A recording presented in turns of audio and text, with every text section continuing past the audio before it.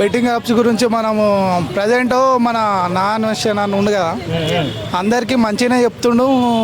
చాలా హైప్ తెచ్చేసిండు. అసలు ఎవరు పట్టించుకోనప్పుడు రాంబాయ్ కానీ నాన్ వెషన్ కానీ వాళ్ళు కొంచెం ముందుకొచ్చి బెట్టింగ్ యాప్స్ గురించి ఒక టెన్షన్. ఇప్పుడైతే ఏమవుతుంది, వాళ్ళందరి గురించి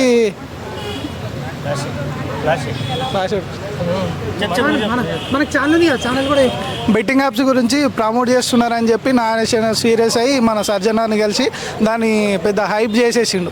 హైప్ చేయడం వల్ల ఏమైంది, పోలీసు వాళ్ళు అందరు వచ్చి అందరినీ ఒక్కొక్కరి మీద కేసు చేయడం జరిగింది. అయితే దీంట్లో ఏమైందంటే ఇమ్రాన్ అన్న గురించి నాన్ వెషన్ అన్న ఒక తప్పు మాట మాట్లాడిండు వాళ్ళ అమ్మ గురించి. ఏంది, ఆయన ఒక బెట్టింగ్ పైన ఫైటే చేయొచ్చు, ఏదన్నా చేయొచ్చు. ఆయన మీద ఏదన్నా ఉంటే ఇమ్రాన్ అనడం అయితే కరెక్టే, కానీ వాళ్ళ అమ్మ దాకా పోవడం అయితే ఇది తప్పు. ఇమ్రాన్ అన్న ఏం చేసిండో, బెట్ తెలిసి చేసిండో తెలియక చేసిండో, ఆయనది ఏదో చేసిండో అయిపోయింది. కానీ అన్వేషణ నుండి నేను ఒక ఆడపిల్లల్ని ఏమనను, ఆడపిల్లలు నాకు అక్క చెల్లెల లాంటి వాళ్ళని అట్లా మాట్లాడి తర్వాత ఇమ్రాన్ వాళ్ళ అమ్మను అట్లా మాట్లాడడం అది చాలా పెద్ద తప్పు.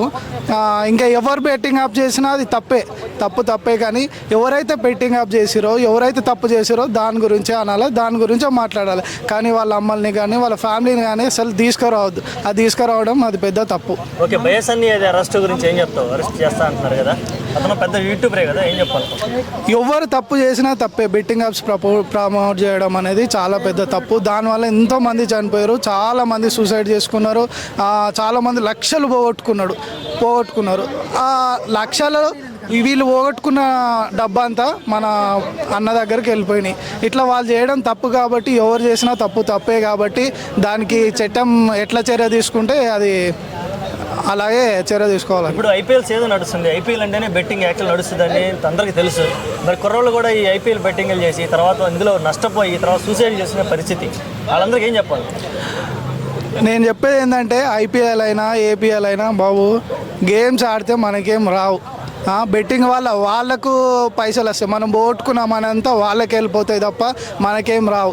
ఈరోజు వచ్చినా కూడా తర్వాత అమౌంట్ అంతా పోతాయి, లాస్ట్కు మనం లాస్ అవుతాం, ఉన్నది అమ్ముకోవాల్సి వస్తుంది. కాబట్టి ఏ ఐపీఎల్ అయినా కూడా ఏదైనా కూడా బెట్టింగ్స్ ఆడకండి. మంచి టీవీ ముందు కూర్చోండి, లేదా ఫ్రెండ్స్తో కలిసి ఒక దాటి కూర్చొని మంచి హ్యాపీగా తింటూ తాగుతూ చూస్తూ ఎంజాయ్ చేయరు, అంతేగాని బెట్టింగ్ పెట్టకండి, బెట్టింగ్లు ఆడకండి. సెలబ్రిటీలు కూడా ఈ మధ్య వీటి గురించి ప్రమోషన్ చేశారు చాలామంది. ఒకళ్ళ పేరనే కాదు, అది టాలీవుడ్ బాలీవుడ్ వీళ్ళందరూ చాలామంది ఉన్నారు. ఈ సెలబ్రిటీలు ప్రత్యేక హోదాలో ఉన్నటువంటి సెలబ్రిటీలు కూడా చేసేదాన్ని ఎలా చూడాలి? సెలబ్రిటీస్ అంటే వాళ్ళకు అక్కడికే చాలా డబ్బు ఉంది, అవి చేయాల్సిన అవసరం లేదు. కానీ వాళ్ళకు ఇంకా ఎక్కువ అమౌంట్ వస్తుందని వాళ్ళు చేయడం జరిగింది. కానీ కొందరు తెలిసి చేసిరు, కొందరు తెలియక చేసిన వాళ్ళు ఒప్పుకొని ఇప్పటికైనా మానేస్తే అయిపోతుంది, ఇక ముందు చేయకుండా.